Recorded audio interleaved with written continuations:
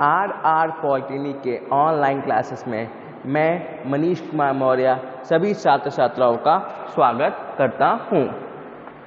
जैसा कि हमने प्रीवियस क्लास में ट्रैक्शन मोटर्स के कैरेक्टरिस्टिक्स और विभिन्न तरह के ट्रैक्शन सिस्टम के बारे में पढ़ा, आज जो हमारा टॉपिक है वो है speed time curve of traction motor. Speed time curve जो कर्व होता है, ये एक कर्व होता है जिसमें हम टाइम के समय के अनुपात में स्पीड के चेंज को समझते हैं और यहाँ पर हम जो ट्रैक्शन व्हीकल है या ट्रैक्शन मोटर है वो कितना पावर कंज्यूम करेगा किस टाइम पर, उसके बारे में स्टडी करते हैं। यहाँ पर हमको एक्स एक्सेस में, ये हमारा एक्स एक्सेस होता है, एक्स एक्सेस में हमारा टाइम रहेगा जो कि सेकेंड में रहेगा। वाई एक्सेस में हमारा स्पीड रहेगा जो किलोमीटर में रहेगा, किलोमीटर पर आवर में रहेगा या मीटर पर सेकेंड में रहेगा।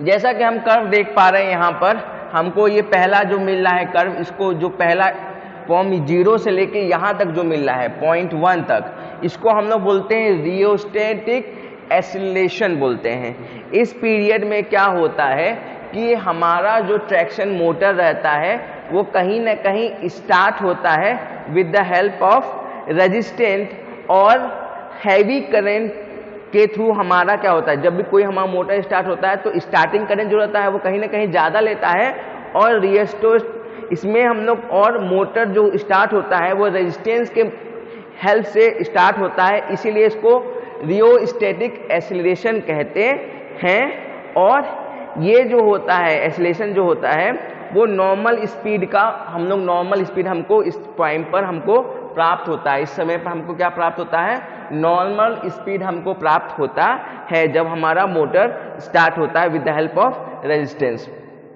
इसके बाद 1 से 2 तक जो हमको कर्व मिलता है उसको बोलते हैं स्पीड कर्व रनिंग। इस टाइम में क्या होता है, हमारा राइजिंग स्लोप है, ये कहीं ना कहीं राइज कर रहा है, इससे ज़्यादा राइज हो रहा है, ये राइजिंग स्लोप होता है आफ्टर रियोस्टेट एक्सीलरेशन से, ये राइजिंग स्लोप मिलता है। इस टाइम में क्या होता है, हमारा जो स्टार्टिंग के लिए रेजिस्टेंस रहता है वो क्या करते हैं, हम लोग उसको अलग कर लेते हैं, हम लोग उसको टॉर्क जनरेट हो जाता है हमारा स्टार्टिंग टॉर्क। उसके बाद इस रेजिस्टेंस को हम लोग इस 1 से 2 के लिए उसको हम लोग अलग कर लेते हैं और हमारा मोटर जो होता है रनिंग स्टेज में आने लगता है। उसके बाद 1 से 3 में जो हमारा होता है वो हमारा फ्री रनिंग टाइम होता है, फ्री रनिंग कर्व होता है। इसमें क्या होता है कि हमको लीनियर कर्व मिलता है, जैसे देख पा रहे हैं हम लोग लीनियर कर्व मिल रहा है, हमको लीनियर मिल रहा है। और इस कंडीशन में हमारा जो लोकोमोटिव है या ट्रैक्शन मोटर है वो अपनी मैक्सिमम स्पीड को प्राप्त कर पाता है और इस कंडीशन पे हमारा यूनिफॉर्म वे में रन करता है। और कभी भी हम कोई ट्रैक्शन सिस्टम बनाते हैं तो चाहते हैं कि फ्री रनिंग जो टाइम हो या फ्री रनिंग कर्व जो हो वो लॉन्ग मिले, ज़्यादा मिले, और इस कारण ताकि हमारा जो फ्यूल जो पावर कंजम्पशन हो वो कांस्टेंट हो सके और हमारा सिस्टम यूनिफॉर्मली चल सके। उसके बाद होता है कोस्टिंग पीरियड, ये होता है 3 से 4 तक बीच में होता है कोस्टिंग पीरियड। कॉस्टिंग जो कर्व होता है इसमें क्या होता है, हाँ ये क्या होता है, ये होता है हमारे फ्री रनिंग के बाद मिलता है। कोस्टिंग समय में हम लोग इसमें क्या होता है कि कोई भी एक डाउनफॉल कर्व मिलता है, डाउनफॉल मिल रहा है, डाउनफॉल स्लोप मिलता है। इस टाइम पे क्या होता है, डीएक्सेलरेट होता है, मतलब स्पीड घटने लगती है, क्योंकि हम लोकोमोटिव में जो हमारा ट्रैक्शन सिस्टम होता है उसमें हम लोग उसको एक्सीलरेशन नहीं देते हैं, उसको पावर उस समय के लिए बंद कर देते हैं, वो अपने से चलता है, मतलब उसमें हम लोग पावर बंद कर देते हैं कहीं ना कहीं, मतलब कहीं ना कहीं पावर को हम लोग रोकते हैं ताकि हमारा कोस्टिंग टाइम हो सके। हम लोग फर्दर एक्सीलरेशन, फर्दर उसको एक्सीलरेट नहीं करते हैं, उसको हम लोग जितने पर रहता है उसको कांस्टेंट रख देते हैं। उसके बाद आता है 4 से 5 के लिए ब्रेकिंग आता है। इस टाइम पर हम लोग क्या करते हैं, ये भी डीएक्सेलरेटिंग स्लोप होता है, डीएक्सेलरेटिंग स्लोप होता है। इसके बाद ये जब ऑफ टर्न होता है, जब कोस्टिंग पीरियड के बाद हम लोग मैकेनिकल ब्रेक या इलेक्ट्रिकल ब्रेक अप्लाई करते हैं, तो इतना समय में हमारा जो लोकोमोटिव रहता है वो हमारे कोस्टिंग से ब्रेक मतलब 0 पॉइंट पर आ जाता है, इसको ब्रेकिंग कहते हैं। अब बात ऑब्जेक्टिव में आएगा कि एक्सेलरेटिंग कर्व कौन कौन सा होता है। तो एक्सेलरेटिंग कर्व हमारे पास रोटेटिंग एक्सेलरेटिंग होती है, स्पीड कर्व एक्सेलरेटिंग होती है। फ्री रनिंग जो होती है हमारे पास वो यूनिफॉर्म में होती है, एक्सेलरेट करती है मैक्सिमम स्पीड पर, और डी एक्सेलरेटिंग जो होगा हमारा कोस्टिंग और ब्रेकिंग हमारा डी एक्सेलरेटिंग होगा। अब हम बात करते हैं कि हमारे पास इसके आधार पर ये जो होता है, इसके आधार पर हम लोग different type of service, different type of line service के बारे में हम लोग जानते हैं। अब टाइप ऑफ सर्विस देखते हैं। टाइप ऑफ सर्विस जो होता है हमारे पास वो हमारे पास 3 प्रकार की रहती हैं, सिटी और अर्बन सर्विस, सब अर्बन सर्विस, और तीसरा जो होता है मेन लाइन सर्विस। अब हम बात करते हैं सिटी और अर्बन सर्विस की।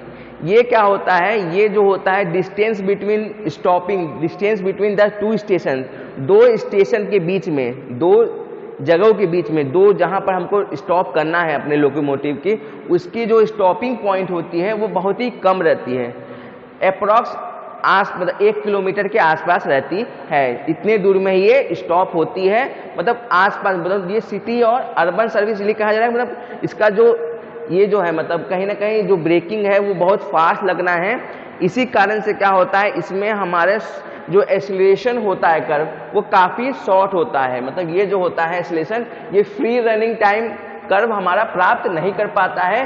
ये कहीं ना कहीं रियोस्टिक, एक्सीलरेटिंग और स्पीड कर्व में ही हमारा रह जाता है, और इसमें ब्रेकिंग कर्व हमको जल्दी जल्दी करना पड़ता है, और कोस्टिंग पीरियड जो रहता है वो काफ़ी स्मॉल रहता है इसमें हमारे सिटी या अर्बन सर्विस में। इसमें क्या होता है, जो ये यहाँ अप्लाई करता है, जहाँ पर सिटी या जो काफ़ी क्राउड वाला इलाका रहता है, जहाँ पर हमको फ्रीक्वेंटली हमारे लोकोमोटिव को स्टॉप करना पड़ता है शॉर्ट डिस्टेंस में, यहाँ जो मैक्सिमम स्पीड हमको मिलती है, जो मैक्सिमम स्पीड हमको मिलती है अप्रॉक्स हमको 80 किलोमीटर तक मिल पाती है मैक्सिमम स्पीड, उससे भी कई बार 60 किलोमीटर तक हमको मैक्सिमम स्पीड मिल जाती है। और जो टाइम्स रहती हैं वो हमको 1 किलोमीटर में होल्डिंग करना पड़ता है, ब्रेक डाउन करना पड़ता है, हमको ब्रेकिंग करना पड़ता है, इसलिए टाइम भी हमको कम मिलता है।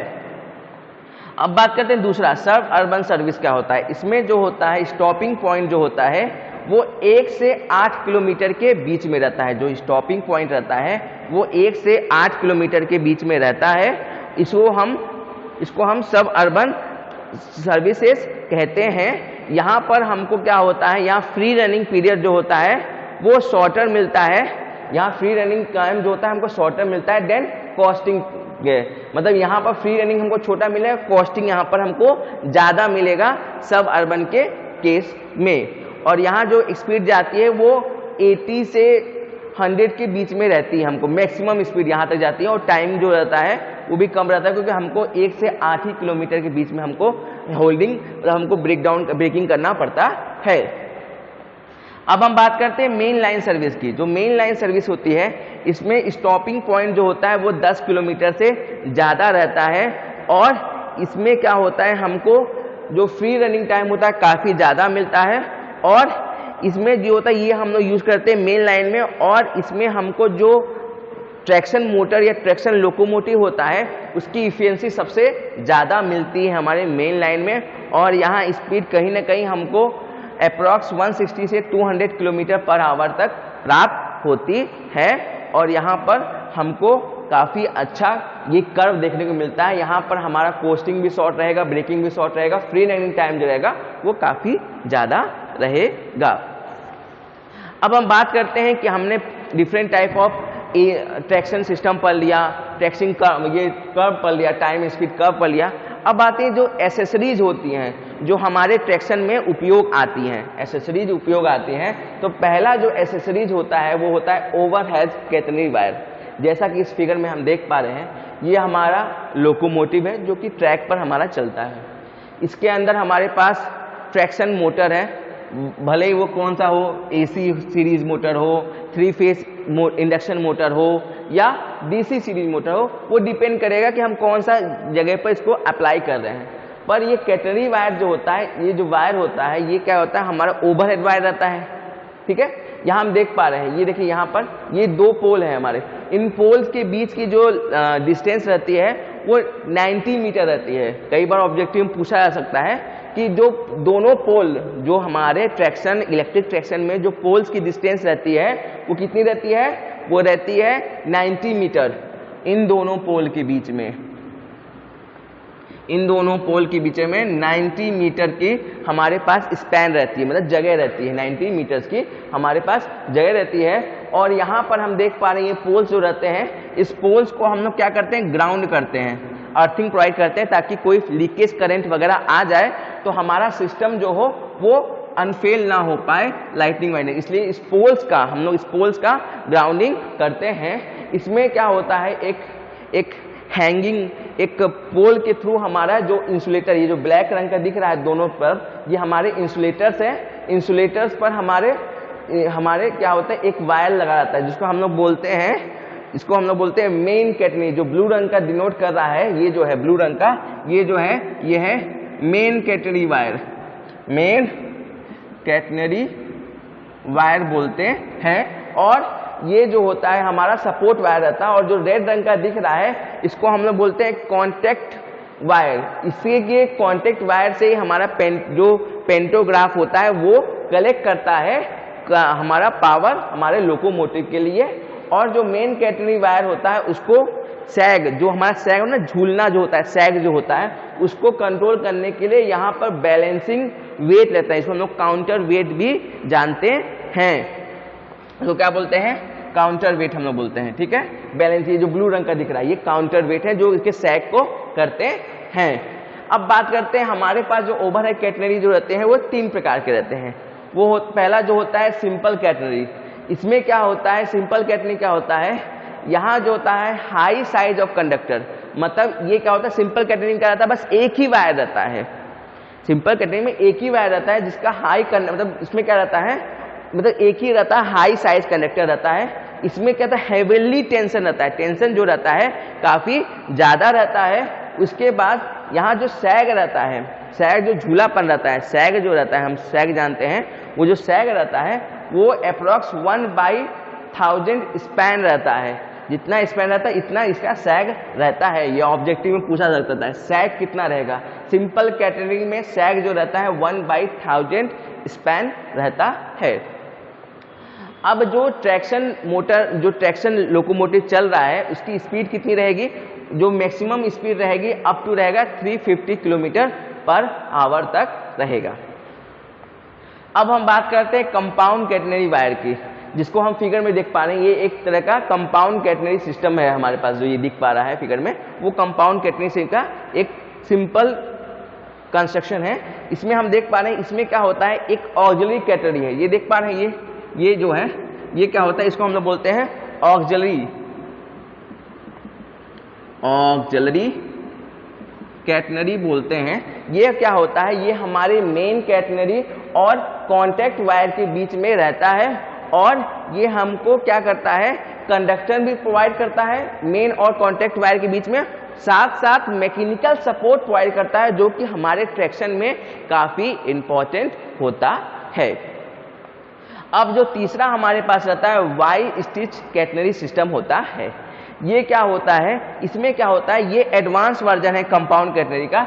इसमें हमारा जो ये होता है, ये ऐसे स्ट्रक्चर हो जाता है, मतलब कहीं ना कहीं ये हमारा वाई लाइक जो सपोर्ट जो ऑक्सिलरी कैटनरी है वो उसका घनत्व हम लोग बढ़ा देते हैं, उसका कंस्ट्रक्शन कर देते हैं, और इस कारण से क्या होता है, ये मोर मैकेनिकल स्ट्रेंथ हमको प्रोवाइड कर पाता है, और साथ ही साथ विंड और एयर में हमको ये ज़्यादा ड्यूरेबिलिटी देता है, मतलब हवा और तूफान आने पर ये हमको ज़्यादा प्रभाव नहीं डालेगा।